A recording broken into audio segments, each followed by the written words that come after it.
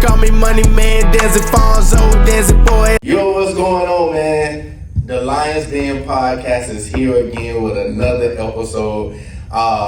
This one is gonna be good. This is the first time we done had a guy on the podcast in a while. Okay. Yeah, I believe. Yeah, you the third guy. So let's go. Yeah, man. Shout out to the fellas. Yeah, for sure. For sure. I'm the host, Lane Danzy, and today we sitting here with a powerhouse, one in family and in community. So I'm excited to have this conversation.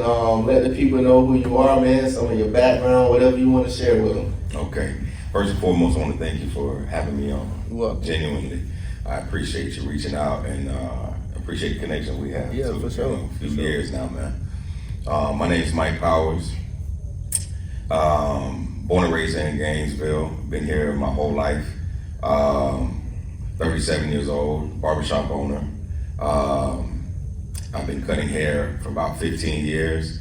You know, started out cutting my kids, cutting the homies, cutting myself. And some things transpired in my life that pushed me to barber school. And so I'm coming up on 10 years of being a licensed barber, over 5.5 years of being a barbershop owner. Gotcha. So all praise to the Most High for that. So right now I'm about to move my barbershop the end of this month. Okay. So that's really big. 2025 is starting off huge already, man. The end of 2024, we just moved and got a home in the country. Nice little piece of land and a lot more space. You know, I was in the hood for 10 years, you know what I'm saying? Yeah. Been in the hood my whole life. Yeah. Off and on. But I went through a 10-year stretch out there in Sugar Hill. Shout out to 1900 block. But I was out there for a while, and I didn't use it for what it should have been used for initially. But then I used it to better myself and grow, get my credit up, my income, and so I got my family up out of there, man, and we're in a beautiful place. So that's how we ended 2024. And I kept saying, you know, beginning or somewhere in 2025, I want to move my shop next. That's my next move. And the way the Most High works sometimes mother birds, when the babies don't want to fly out the nest. Yeah. You know this? Oh yeah. She'll put thorns and thistles and stuff in there, you know, to push so it's uncomfortable for the baby birds and it makes them fly out. And that's kind of what he has done to me a few times in my life.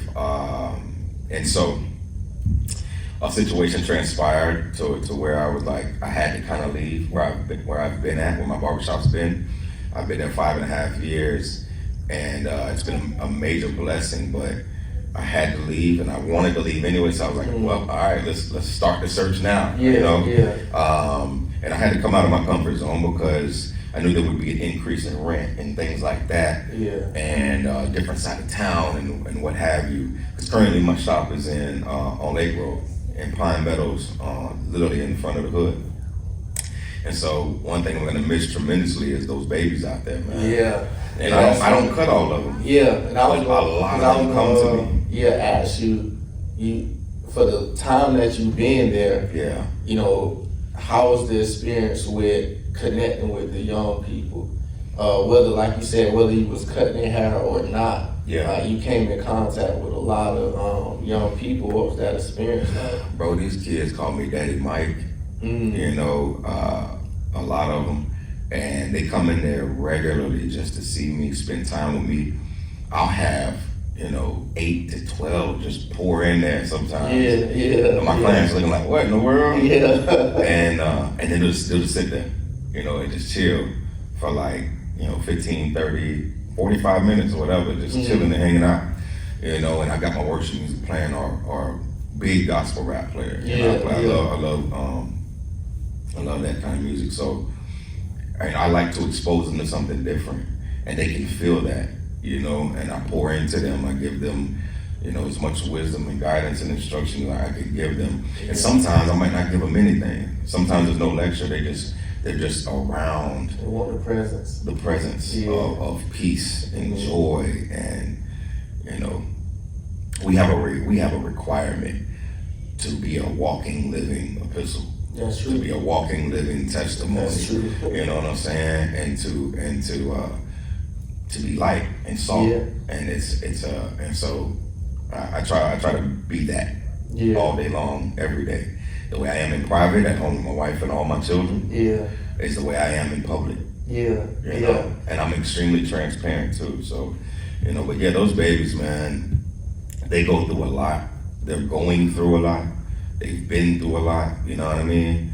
And I just gave a couple kids, so sometimes I bless the kids myself, free haircuts or money or whatever, clothes, shoes. But then I also have, all praise to the Father, I have clients who are like, they'll hear and they'll be like, I got some. Yeah. And I just had somebody last week slide through and was like, I got some clothes, Mike. And brought a big old thing of clothes. Wow. And it just so happened that at that time, 2 kids that asked me to be their goddaddy that live in the neighborhood were in and out. They just coming in and out. And I was like, I told one of the other kids, this young lady, I was like, go get them. Go see if they still outside. Yeah. So she went and chased them down, brought them back.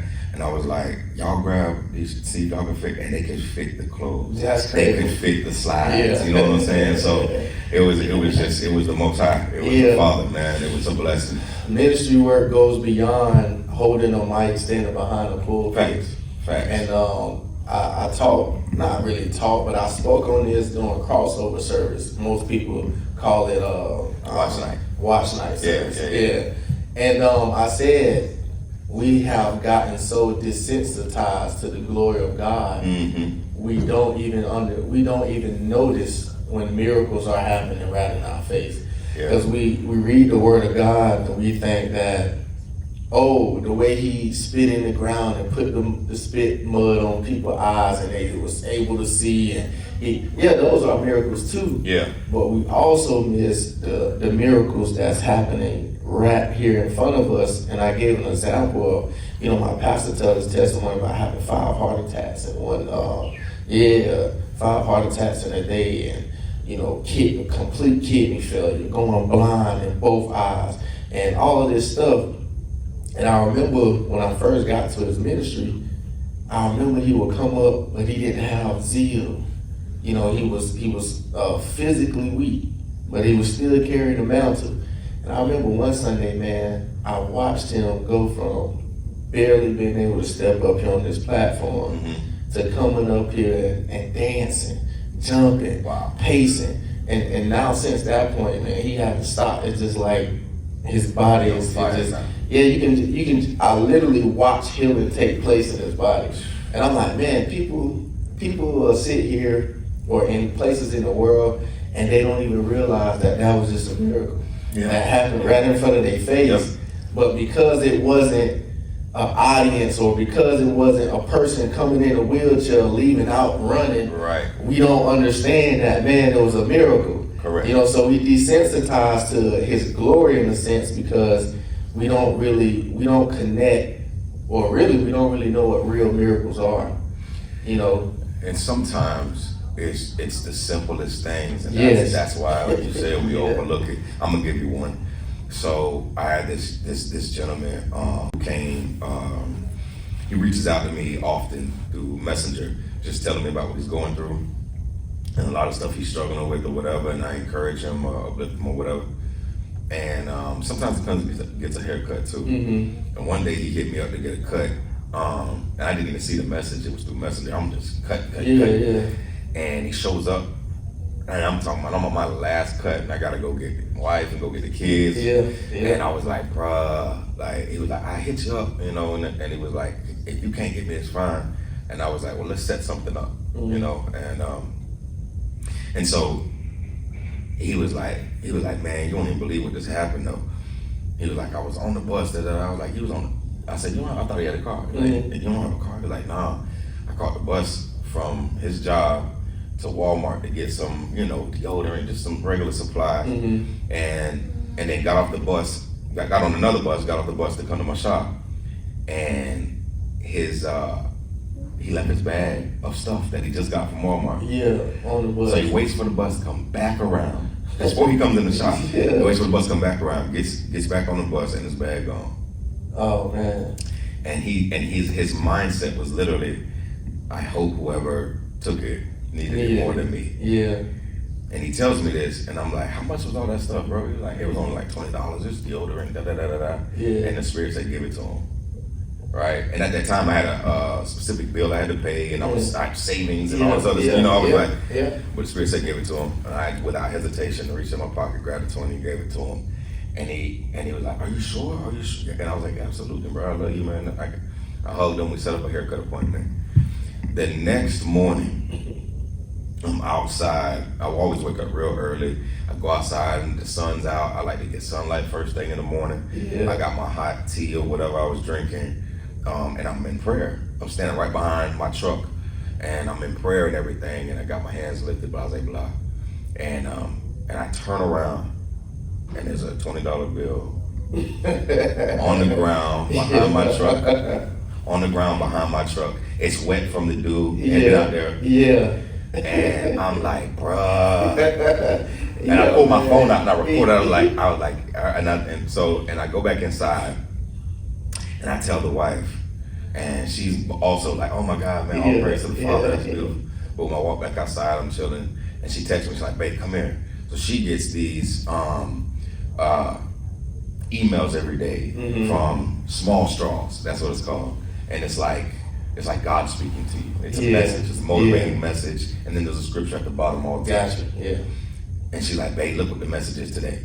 And the message was something to the effect of, with the same measure you're given, it'll be given back to you. Yeah. And that was also the scripture at the bottom. Yeah. And I was like, and I got it in my phone as bro, it was just those are the little miracles. That's the way he operates. For sure. You know and those moments right there are faith building moments. Yeah. Because those are the personal experiences, that we have with him. And for me, when I experience him in those ways, it's like, man, I don't care what a person come to me with, whatever type of religion or what, like, there's nothing that's gonna ever make me say he ain't real. Right. I just done had too many personal experiences with him to where, it was nobody. Yeah, exactly. And in that same scripture you talk about, when you get to the bottom of it, it says, will a man rob Yah? Yeah. And it's talking about bringing you the tithes and the storehouse. But people don't realize tithes is not only about physical money or physical gifts, but are you offering with your time? Facts. Are you offering with your testimony? Are you taking your complete essence and using that as a sacrifice, as an offering to him? That's right. So people don't really understand, if you have a story, this is why I'm so thankful for this platform, because if you have a story and y'all brought you through some things, by you not speaking on it, you robbing them. That's right. You robbing them. That's right. of what he's done for you, how he worked in your life. You robbing him, and you also robbing other people that's literally going through the exact same thing you were. Yeah. And they searching for an answer, and your story can be that answer to help them overcome. But because we allow the pressure of society, other people's opinions, distractions, unworthiness within our own self, distractions, distance, we allow all this stuff to get in the way of us proclaiming his glory through our own lives. Facts. And it doesn't have to be this crazy thing. Like, we see his glory all the time. Absolutely.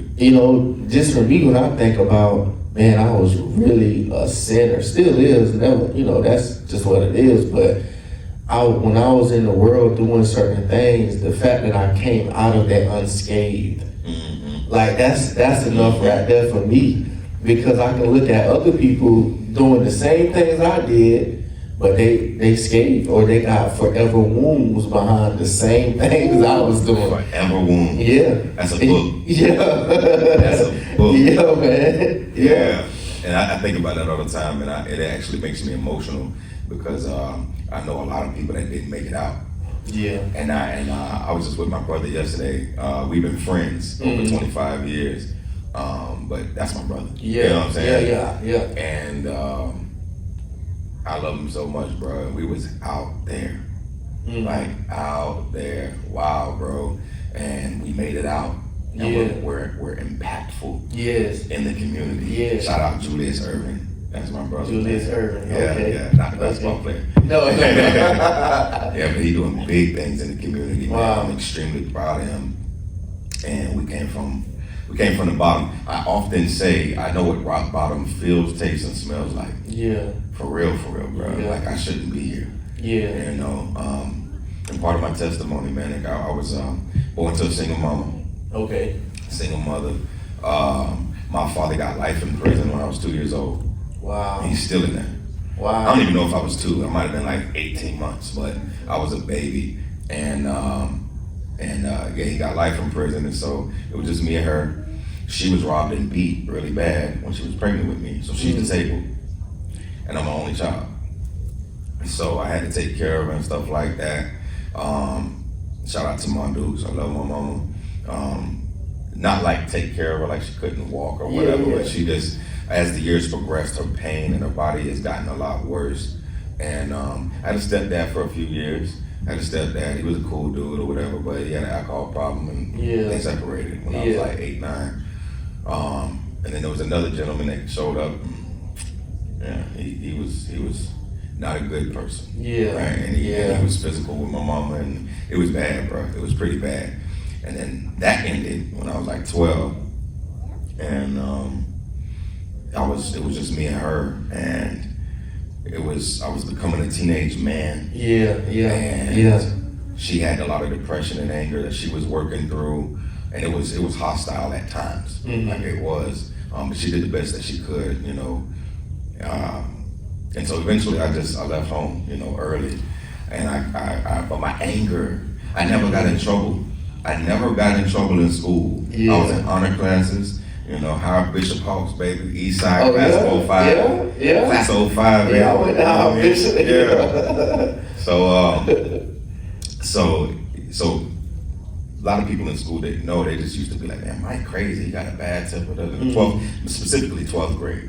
Okay, so I got 12th grade, basically 17, 18, around that. I graduated at 17. Okay. I started 12th grade at 16. Okay. Because of when my birthday is. Okay. Late August. Gotcha. I started 12th grade at 16. About 2-3 weeks later, I turned 17. And bro, I was turning up, man. Like I was getting in a lot of trouble. I got 22 referrals. Wow. I had to go to summer school just because I had so many suspensions and missed so much school. Even though my grades were straight. I remember Mr. Moran, shout out Mr. Moran. He was my science teacher. He was like, you need to do good on this exam, but it don't matter. You gotta go to summer school anyway. Because you done missed so much. You done missed so much school. So I was able to walk, but I went to summer school just to make up the little half a credit or whatever. I graduated, but by the time I graduated, I was head first in the streets. 17 years old, tree trail, started selling weed. So do you feel your experiences with, you know, growing up and you know, understanding the things about your dad, your biological father, and then experiencing the two men, your stepfather and then the abusive father, stepfather, like how did that shape just your perspective of a man? So you 17 years old, fresh out of high school, but you done had these experiences. You done seen how certain men operate and move. And so did that kind of mold your perspective of how you should move? It has to. It can't not do that. You know what I mean? Even if it's subconscious. But what I'm really grateful for is it didn't teach me how to behave. It taught me how not to behave. Although I didn't initially apply it up front. But I always had these feelings of, I remember hearing women sit around and talk about men. I'll never listen. Or he's not romantic. Or you see men holding all these bags in the store, holding his wife's stuff, and he's all miserable. I always was like, I ain't finna be that. And when we was coming up, they were making men look really stupid on TV, right? The Simpsons, Married with Children. You know, the dads were always looking just like lame. So I looked to the other ones, right? Cosby Show. I adored the Cosby Show and seen every episode a million times. And he just the way he was as a father. I wanted that, and I wanted to be that. And the show that doesn't get enough credit, Smart Guy. Smart Guy, I don't think I've seen that one. What? No, I'm 94. Oh, so this might be a little before me. Nah, it was late 90s. It was late 90s, but you was really young. So okay. TJ Henderson and all them cats. But Smart Guy was an incredible show on Disney Channel. He was a single father of 3 kids. And he had his own business. And the wife died. And he was an incredible father. And I pulled so much from that. Even, subconsciously, I didn't think about being a dad at that time. But 17, I graduated, got my baby mama pregnant, like almost immediately. And I was going to jail. I was in and out of jail and selling drugs and just making all the bad choices, influenced by the wrong things. And me and her ended up having 5 kids together. My oldest son, and she was pregnant with the second one. And I got custody of her son, who wasn't, my child, just temporarily. And then he ended up going to family right after that. And then our second son was born, and she was still going through her little case plan or whatever. Shout out to my baby mama, no disrespect to her. I'm not bad mouthing nobody, it's just things that happen. Yeah. And she shouldn't have lost them either. She didn't cheat, no drugs, no abuse, none of that stuff. Just little petty things and family stuff and wrong place at the wrong time type deal. But it was the Father's will, because it worked out so wonderful down the road. But I got custody of my second son too. When he was born, he came from the hospital with me and came home with me. And then we had a third son. So I got custody of the kids, but we're still trying to.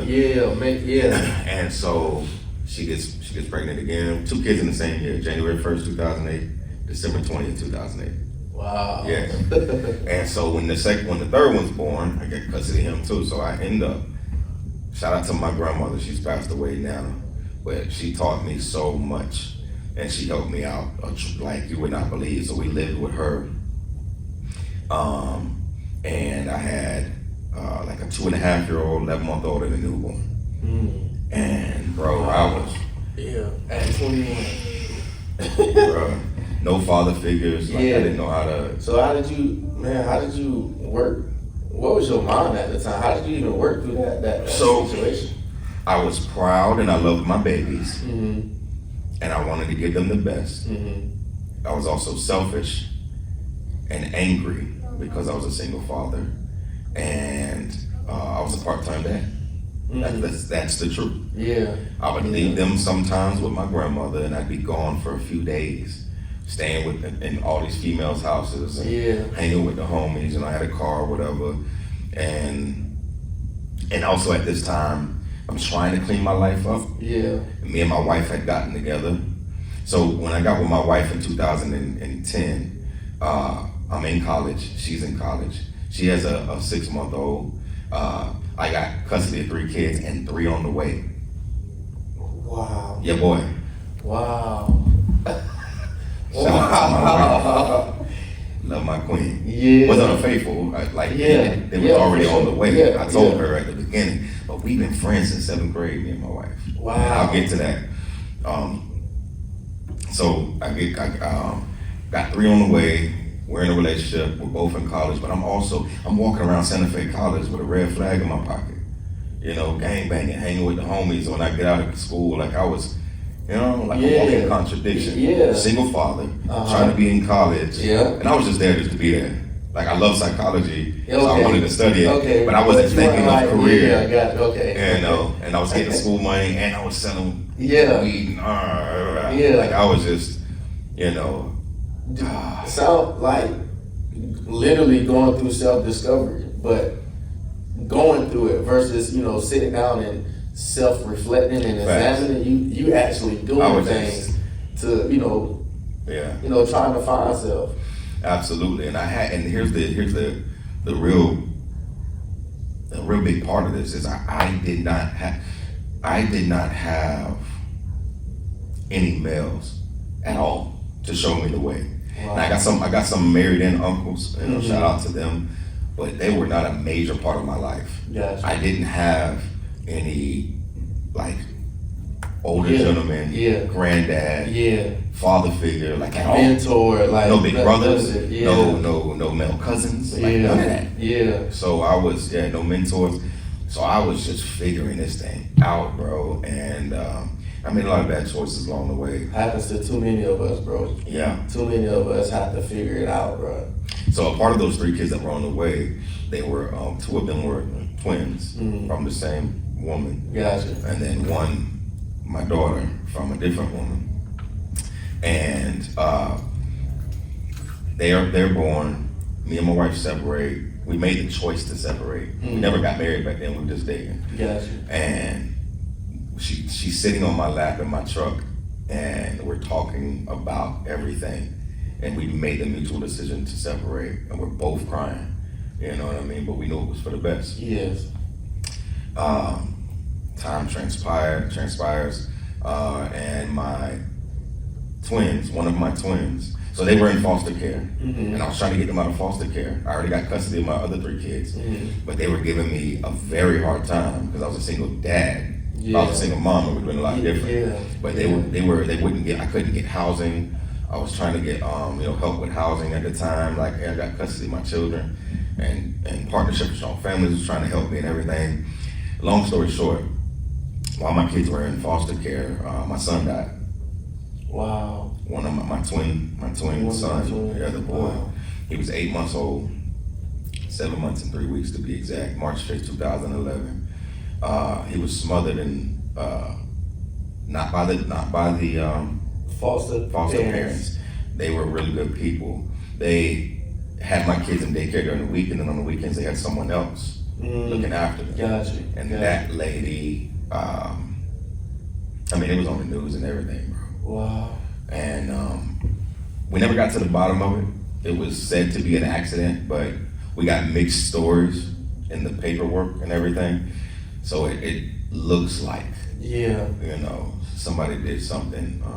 But regardless, he passed away. And when he passes away, it's a Saturday, and they call me 3 hours later, and they tell us, and I lose it.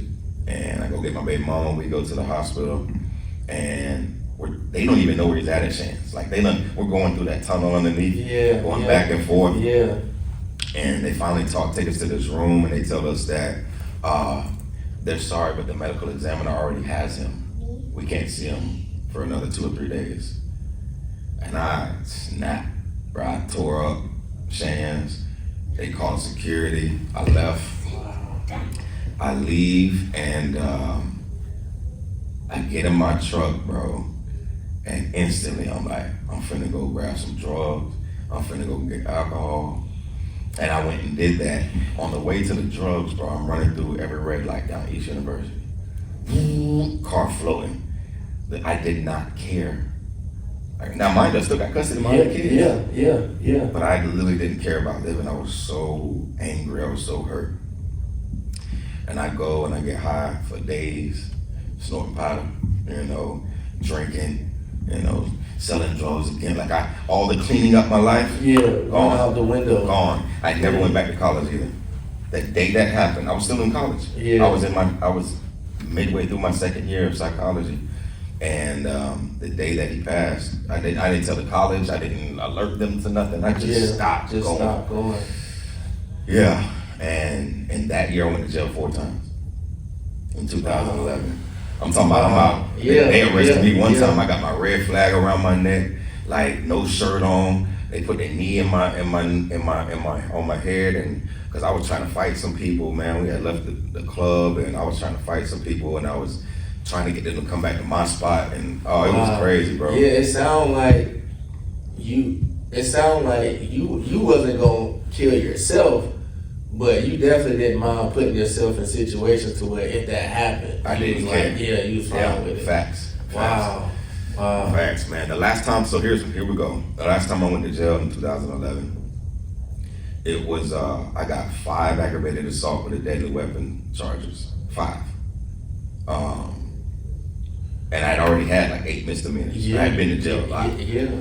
And they were trying to give me 25 years in prison. Say they could have Look at you. They were trying to get me 25 years in prison. I'm just sitting in there. My grandmother is alone with my kids I got custody of. My son just died a few months ago. Like, it was brutal, bro. It was rough, bro. Like, and they're not giving me no pleas, no plea deals that are smaller. Time progresses. I'm almost getting in fights in jail. Like, it was crazy, bro. And time progresses, and they eventually dropped 3 charges because they looking at cameras and all this other stuff. They dropped 3 charges, convict me of 2, try to get me 2.5 years in prison. I'm like, how much probation? I need to go home to my kids. Five, 6, 7, 8, 10. Yeah. Because I had already done a lot of probation before and was successful. Gotcha. So they give me a year in jail and 4.5 years of papers. I take it. So I sit and do the whole year. I come home. I got 4 years of probation, 4.5 years of probation. Back to single dad life. You know what I mean? Now, at this time, have you already accepted y'all in your life, or because I heard you say a couple times you was trying to straighten up your life. Okay. So did you already have like a relationship with y'all, and you had already accepted him in your heart, or you just knew about him? I didn't grow up in the church at all. But I had a good family that was very loving. You know what I'm saying? My aunties and grandmother. My grandmother loved God, but I didn't have a real relationship with him. At the end of my high school years, one of my best friends, who ended up being my baby mama, one of my baby mamas, she was like my best friend back then, and we was hanging out, and her mom was like heavy in the church. So I found the Lord that way. And she gave me one of my first Bibles, like I used to. And then every time I got locked up, I wasn't using God to get out. People do that again. But everybody doesn't. Sometimes you just sit down and you're like, okay, I got an opportunity. There's no responsibilities right now. I have no teeth, like I don't have nothing to distract me. Let me focus. And so I was studying, bro. When I would come out, people were, I was quoting scripture like, and I'll tell you where it's at. Because when I was studying, I was also writing it.